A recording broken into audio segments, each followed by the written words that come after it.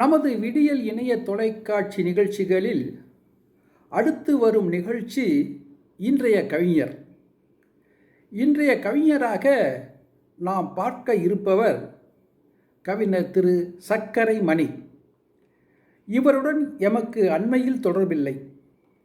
முன்பு கவிதைகள் நிறைய வாட்ஸ்அப்பில் அனுப்பி வைப்பார். இப்போது வருவதில்லை. இருப்பினும் அவர் எப்போதோ அனுப்பிய ஒரு கவிதை இப்போது உங்களுக்காக.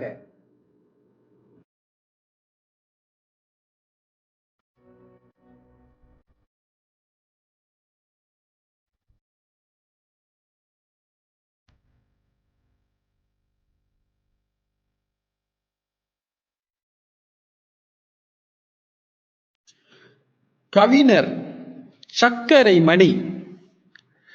சேலம் அருகில் உள்ள சக்கரைப்பட்டி இவர் ஊர். மணி மணியாய் கவிதை எழுதுபவர் என்பதை விட கவித்துவமாய் எப்போதும் வாழ்பவர் எனலாம். ஓய்வு பெறும் வயது, ஆனால் ஓய்வறியா மனது. பட்டாசு சுட்டு சுட்டு போடுவது போல் இவர் கவிதைகளை சுட்டு சுட்டு போடுவார். சமூக கொடுமைகளை காணும் போதெல்லாம் இவர் மனதிற்குள் கனல் கருக்கொள்கிறது. அப்போதெல்லாம் இவர் மனதிற்குள் கவிதை குருவி கூடு கட்டிக் கொள்கிறது. நீண்ட கவிதைகளாய் தாள்களை இவர் நிரப்புவதில்லை. சின்ன சின்ன துணுக்குகளாய் மின்னல் வெட்டாய் இவர் கவிதைகள் வெடித்து சிதறும். ஆதலால் இவரின் மன ஓசை எப்போதும் சற்று வெப்பமானது. இவருக்கு உள்ளது நிறைய சமூக அக்கறை. அதனால் மலருது கவி சக்கரை. சின்ன சின்ன கவிதைகள் இவருக்கு சிங்காரம். அதற்குள் பளிச்சிடும் கவித்துவ அலங்காரம்.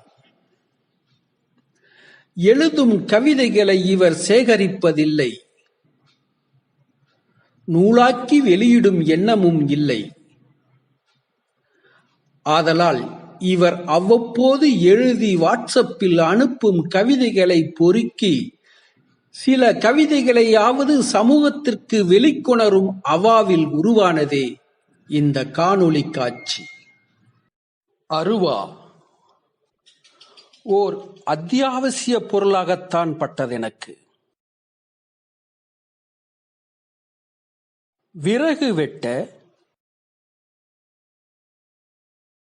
இளநீர் சீவ,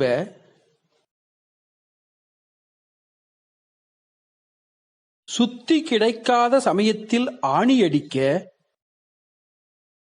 என்று எப்போதும் ஆபத்தில்லாத கருவியாகத்தான் மனதில் பதிந்திருந்தது.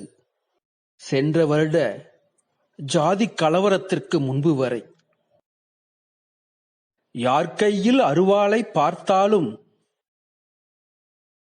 மனசு பதறுகிறது. குலசாமி கை அருவாள் உட்பட